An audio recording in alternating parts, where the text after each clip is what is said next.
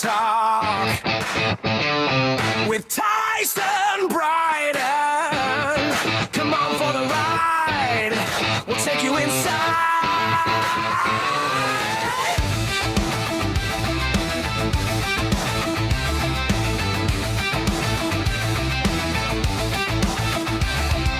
Non-stop rock talk.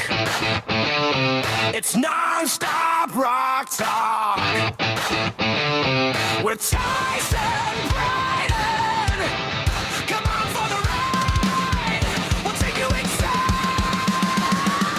Welcome to Nonstop Rock Talk. I'm your host, Tyson Bryden. Today, I'm very happy to welcome from the band Corvus Lore, Ryan Jones and Eric Fraser. Welcome, guys. How's it going?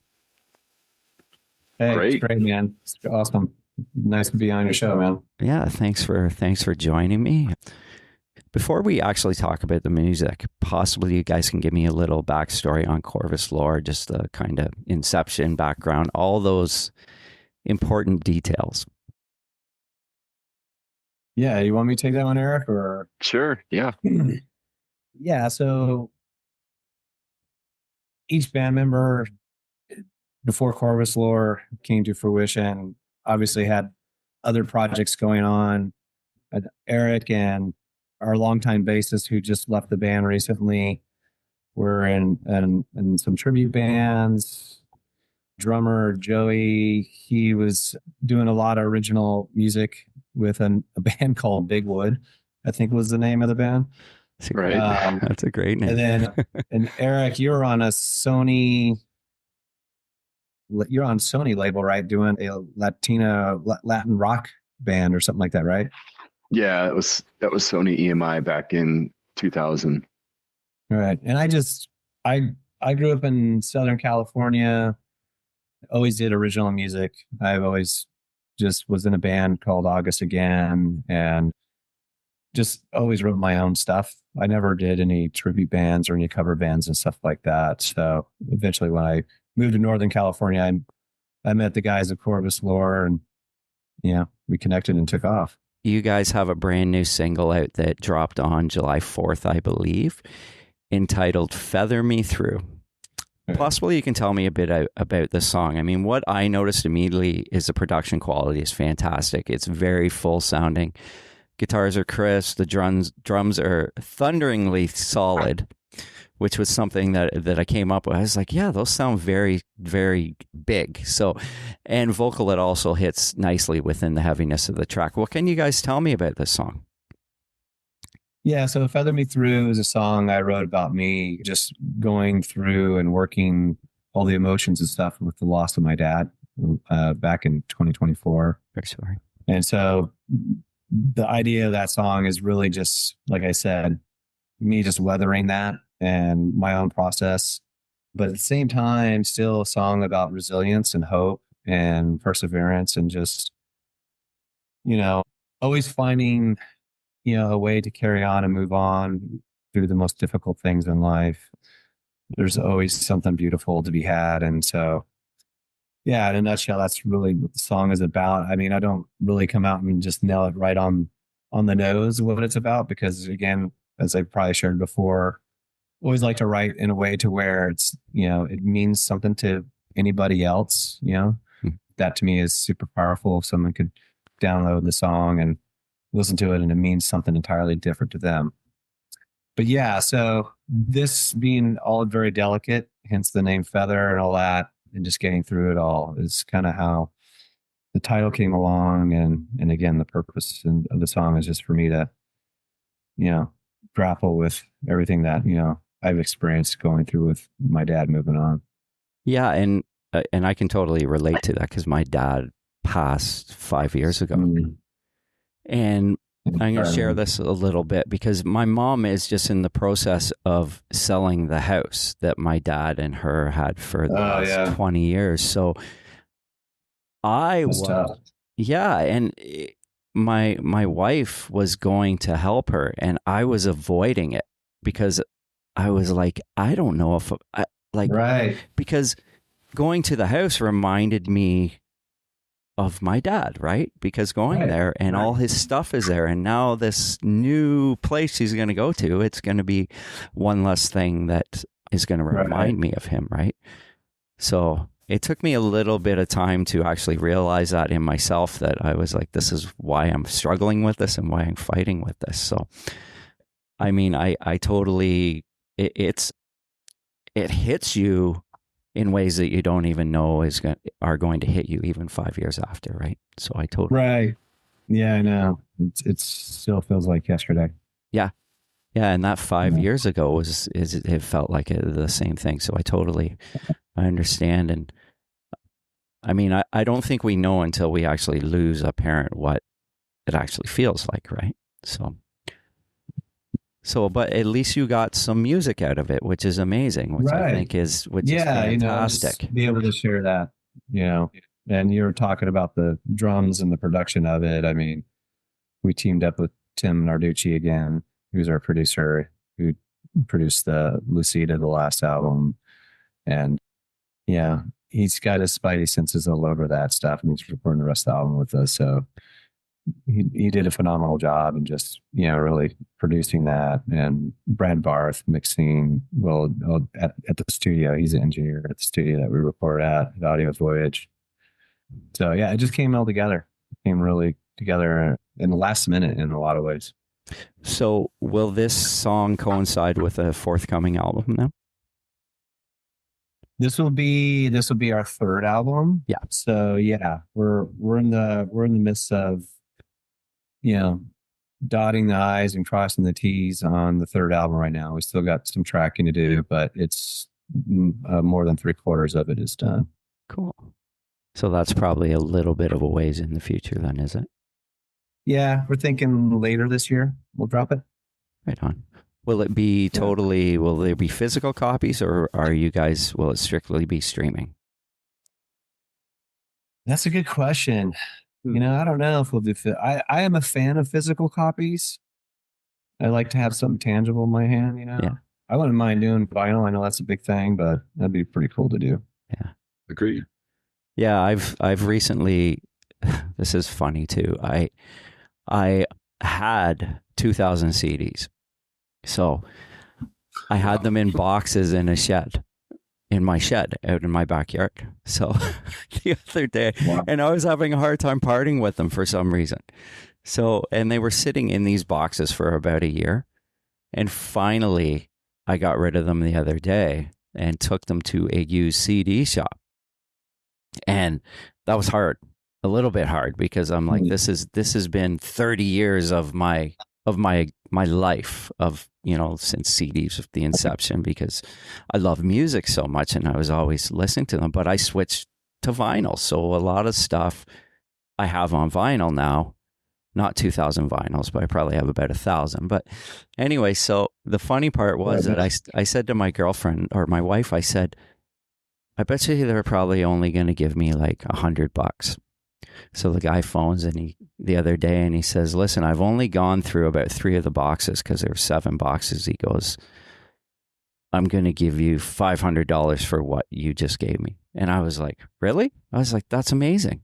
But it's funny that we talk about physical copies and vinyls and CDs, and here I am now getting rid of all these CDs, right? Right. Yeah, I think it's important to have, something tangible, to hand out to a fan.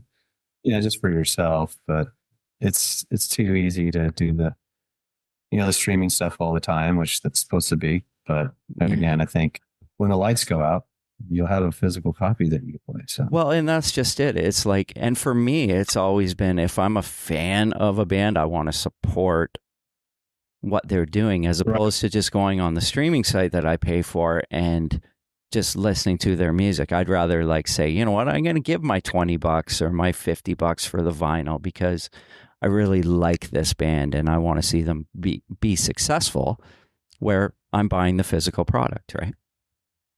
Yeah, it's a big part of it. Absolutely. So in terms of, before we started, Eric, I was commenting on your amazing Marshall, which people can't see at home because we're only audio, but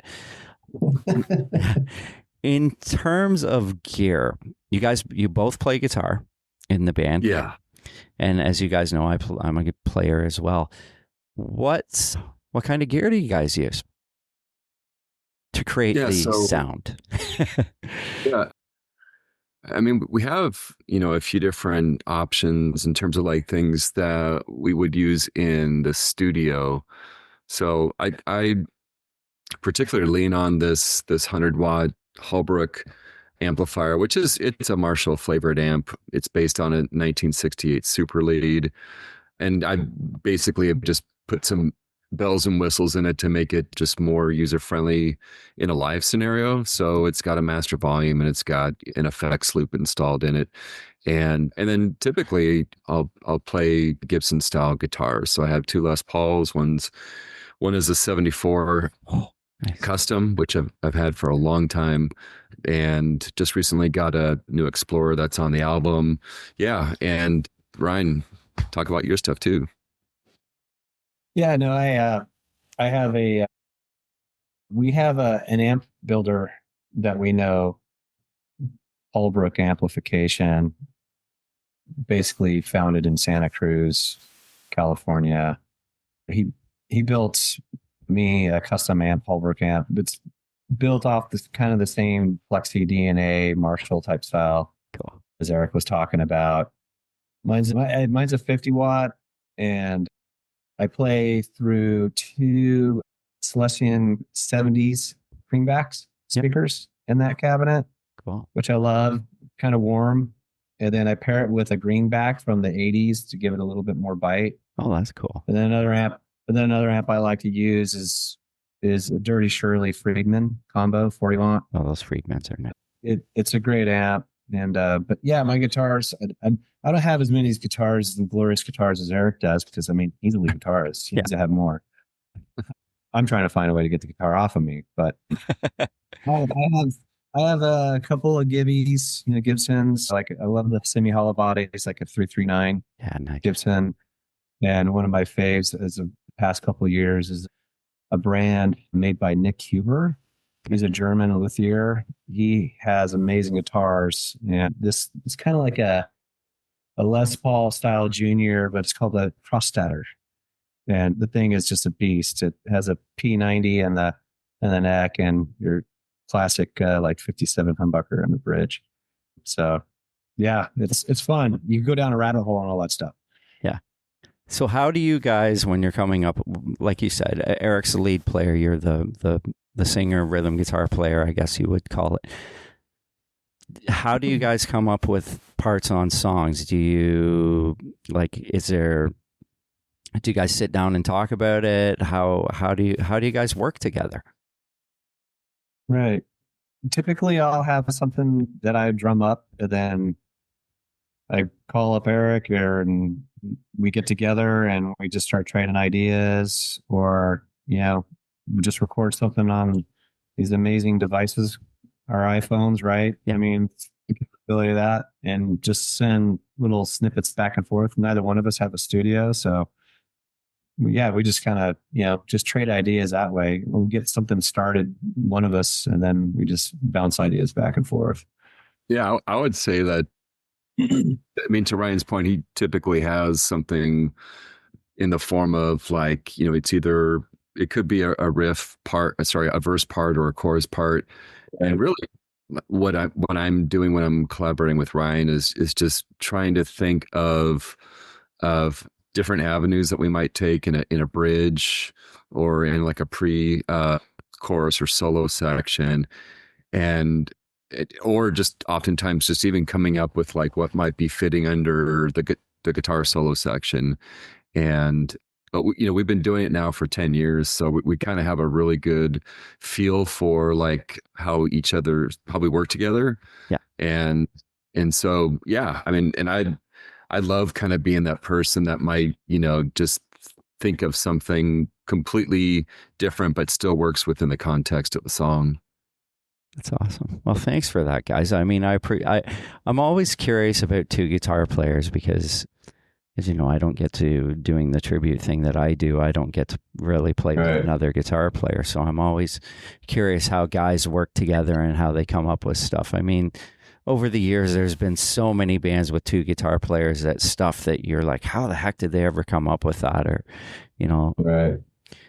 I think back to like one of the things that I always found interesting was you think back to a band like Def Leppard way back when and the stuff that they were Mhm. doing at such a young age of the stuff that they would come up with. And, you know, Right. Yeah, it's pretty amazing. it is amazing. And I think I think that it's almost an art form. You know what I mean? Like creating in that context. Yeah, it is. I mean, there's a science to it. I mean, to Eric's point, it's like you just don't want to, with two guitarists, you don't necessarily just want to like, okay, we're both going to do the same exact thing. How do you weave something else in there that adds some depth or a different dynamic that's not doing something differently just to be different, but it's adding value to the song. Yeah. If it makes this better, then absolutely. And that's usually the filter. It's like, is it making the song better or is it not? If it's not, then just don't do it and just do something else, right? I mean, it sounds simple enough, but it's funny though when you're saying it's an art form because it's usually just like one little guitar line that becomes the earworm and everybody knows the song. And it could be just here or there throughout the song a couple of times, but that's all that people remember. And that's the cool thing about adding a different layer or texture in there versus just like the rhythm guitar doing this thing. You know what I mean? Yeah, and it doesn't have to be overly complex. It's just gotta and you want to stick within what your sound of the band is as well, right? You don't want to stray too far from that because you guys have a sound, right? Yeah, I would say even though I know we're talking about like two guitarists, right? But Ryan and I, we also operate like many, other rock bands with lead singer, guitar player. Yeah. Robert Oh, Plant, right. Jimmy Page, Yeah. David Bowie, Mick Ronson, like where, your role is to like support what Ryan is trying to convey through the vocals and the melody. So I think that's part of our dynamic as well. That's cool. Now, Ryan, you had mentioned on the last song, what I noticed, I went back and I listened to the other two albums, kind of diving into them. And what I noticed is that you guys, your titles on your songs are very thinking because I have to think, like, for instance, off of the last album, Romantic Traffic, which was the opening track. And I love that song, but the title caught me. And I'm kind of like thinking, well, what is romantic traffic? Nothing romantic about it. That's the whole purpose of it. See, I knew. I was like, I bet you it's going to be like one of those answers where it's not really. Yeah. It's definitely has nothing to do with, being romantic about it. It's so that song primarily is about, I used to travel a lot over in Asia for work stuff. And people are like, oh, that's so cool. You get to see this and that. I'm like, you know what? It's not that cool after a while. And I'm tired of planes. I'm tired of trains. I'm tired of cars and cabs and rails and hotels. And, it was a lot. And just being away from my wife and family and all that stuff. It was a lot. So Yeah. I decided to write a song about it, just all the crazy travels and stuff like that. So there's a lot of little lines in there, one-liners that actually mean something like an event or something that I took away from one of the trips or something like that. You know what is funny? It all came back to me. I believe we talked about that last time. Okay. Yeah. I think we did. And I'll have to listen to it back and then and see, because I recollect that we had discussed that. And I thought it was cool then. But now another title, Boxing Ballerina. That one's interesting. I love the feel of that track. When I visually try and think about a boxing ballerina, it's kind of humorous to me. Right. But I'm sure in some way it's kind of a metaphoric term, is it?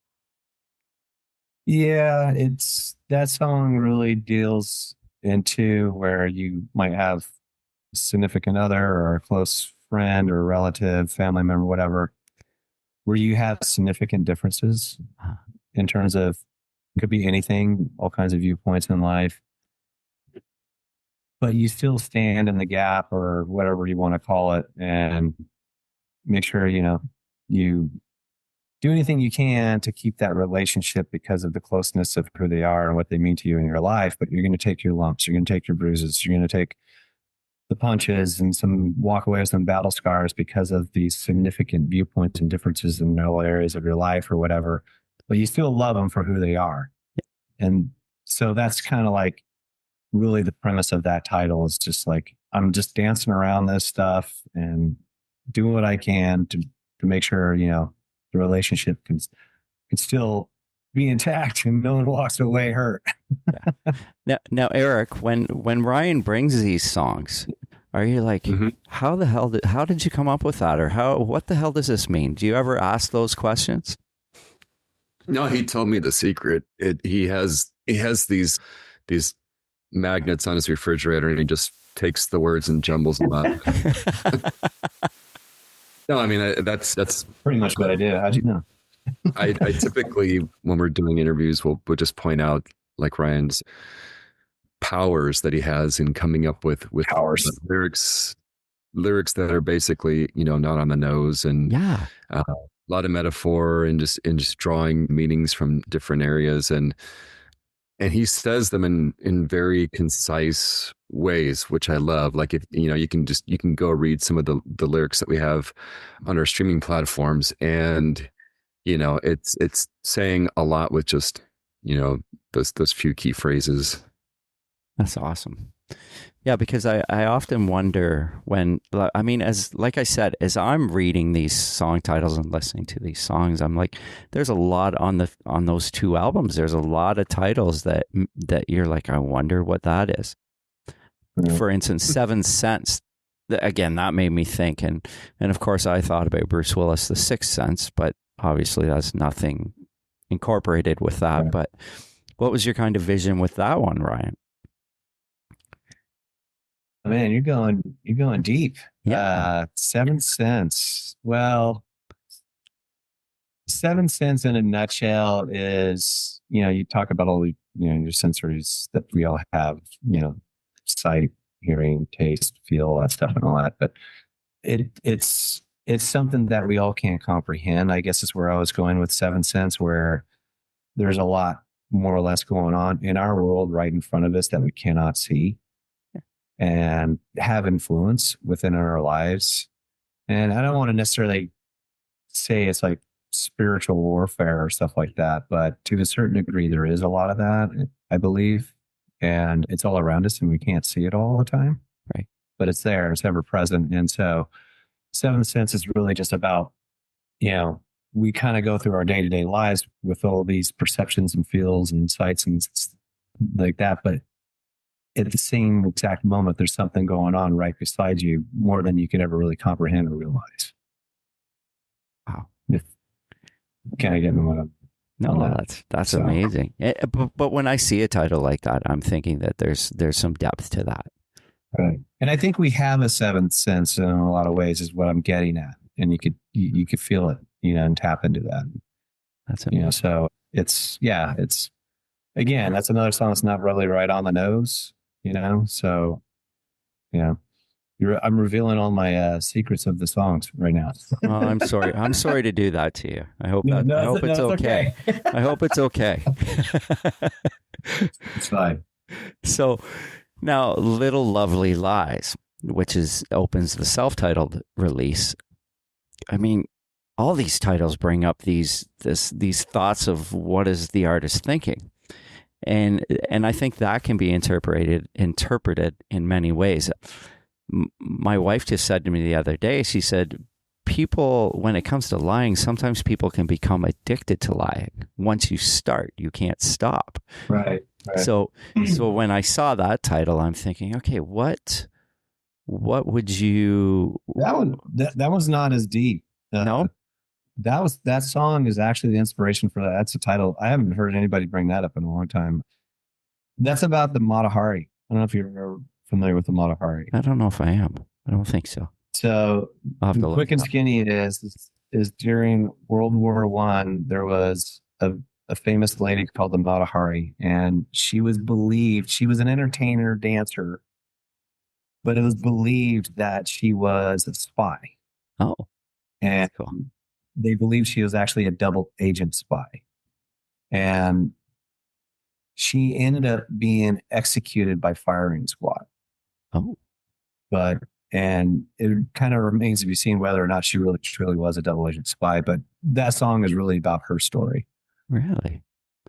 Well, that's kind of Yeah. cool. That's cool that you wrote a song about it. So, are you like a history buff in terms of World War One and Two, or no? No, I don't consider myself a history buff, but I mean, I love history. I love, digging it and looking up things that are of interest to me in the past, So I'm curious. I'm very curious all the time. So I always like to research and dig around. I'm kind of the same. I kind of do the same. I would never say I'm a history buff, but those things, it's interesting when you come across a story like that.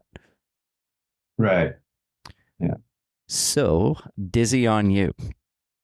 Another great title. Kind of, I'm reading it going, is that a feeling of love? Is it infatuation? Kind of tell me the premise on that one. That one's not so deep either. So that's pretty good because I have a tendency to write some deep songs. Believe it or not, that song is about a physical condition I had for over, I want to say 2.5 years, where I felt dizzy all the time. Oh, And long story short, I had a really bad sinus infection that I never took care of, so it can make me dizzy. oh, and that's what made you dizzy? Oh man, you wrote a Yes. song. I love that. That's awesome. Right. Well, I'm just glad it was only that. So Yeah, no kidding. So, in terms of the new album coming forth and playing live, are you guys out regularly doing live shows? Yeah, I mean, I'd say for this year, it's been a little bit on the lighter side just because we're still writing the third album. And we also introduced a new band member a few months back. So band's been together for 10 years. We had an amazing bass player in Mike Anetto, but unfortunately he had some life shifts that he needed to take care of. And so we were fortunate enough to have a recommendation for Johan Red Cup Hill. He goes by Red Cup. That's his stage name. And we actually have just been working him into the new sets. And his first live performance was a couple Saturdays ago. Yeah, and it's been going great. But so to answer the point, that your original question was around gigging, and I focus right now is on finishing out the album. I think we're going to be doing another video to support another single coming out soon, and so as the live gigs come, we'll take them. Cool. And are you guys all over the States, or are you playing generally California? What's the radius of where you guys are out to? It's been primarily in California. However, the band is open to getting to other states and geographies. It's just been a bit of a challenge in terms of trying to schedule and finding the right time and the right locations that we think would have like the best impact for the band. Yeah, as you know, I mean, you probably have tried to string together some flight dates together, so to pull together something where it's beneficial for us, right, to where we're meeting our audience where they're at, but we're open to it. That's my long way of saying that it hasn't necessarily been happening thus far. So have you guys, I mean, this just came to me. You've been together 10 years. Have you seen a difference pre-COVID and then after COVID to live audiences? Has it changed very much? Has it been kind of the same? I mean, I'm always curious about that. And especially, I mean, being up in Canada, because, we see things, and right now it's busier than it's ever been. So I'm just kind of curious about that down there. Yeah, I think with what happened during COVID and basically the entire live industry or in-person experience just completely shut down, that anybody who is involved in making music or even just audience members, there was I think a hunger to get back to the in-person experience. I think people were trying to make do, with crazy things like even having concerts happening in drive-in theaters where you could pull up your car and watch a band I play. remember that. And so I think there was a lot of kind of pent-up demand to go experience live music again. And I don't know, Ryan, what do you think also? I mean, at the same time, there's a lot of bands out there. There is a lot of bands. All right, but I think, but we're in a kind of a unique space, that being California, where, to Eric's point, there's a lot of bands, but California, it's really difficult to draw people. Original music and period, it's difficult to begin with. Yeah. But the scene out in California, I mean, I don't care what genre of music it is. It could be any genre of music. Original artists, in my opinion, they're not being as supported as I would love to see them be supported. Great. It's really heavily focused on tribute stuff or cover and things like that, at least out here in California. But that's kind of like my take right now. It's what I'm seeing. It's kind of the same thing up here. As I told you guys, I do the tribute thing, and we're all over Ontario. We don't play at home very often. Like where I live, we don't play here very often because we probably wouldn't get people to come out and see us all the time. Unfortunately, I mean, it's a Bon Jovi thing, right? So they, people just kind of like, yeah, no, we'll wait. So we usually play at home like twice a year maybe, and we travel to wherever we have to go for our gigs. But you're right. We have one bar in town that does original music, and so we're about 40 minutes outside of Toronto. So, but I mean, I think it does okay numbers, but not as much as you would like to see for original music. Yeah, I mean, and the venue puts all these expectations on you, and it's totally different. I mean, I remember growing up and down in Southern Cal, and you're right there in the mecca of everything, right? And it was actually somewhat tough back then, with the venues put on your shoulders in terms of ticket sales and stuff like that whole pay to play thing. But the pay to play, yeah. But people did go out. And support it, right? Watch live. Yeah, they supported live original music, but I don't see it as much as I would like. Yeah. Yeah, and hopefully, I mean, I would love to see, some of it I would love to see us go back 30 years where you still had to go to a record store and that's the only way you could buy music because, you had to wait on the release day if you're a big fan of the band. But I know those days are long gone. Right. Because people bought more albums, right? And bands were able to, get a bigger demographic of, I'm sure streaming is good that way because they can get your music anywhere, but then it's like they're on to the next band sometimes too, right? Look, I listened, that was cool. Oh, what can I listen to now? It's the demographic, the whole thing's changed so much. Agreed. So yeah, that's true. And even like to your point, like going back 20, 30 years ago, man, even like a record label was like a huge factor for original artists. And so you can imagine that barrier for entry was set pretty high. Right. And now it's like, like you can just produce your own music, not even use real musicians and have it up, through a DistroKid or a streaming service without needing a record label. But we've, I think, benefited greatly by being a part of Valley of Fire, just in sheer terms of like connections and the networks that can come into play when you have folks that have that industry experience and can team you up with folks that can make a difference in terms of getting like a band's music out there. Yeah, absolutely, yeah. Which is good, which is great. Well, guys, I want to thank you for joining me today. Before I let you go, is there anything else you guys would like to share before we say goodbye?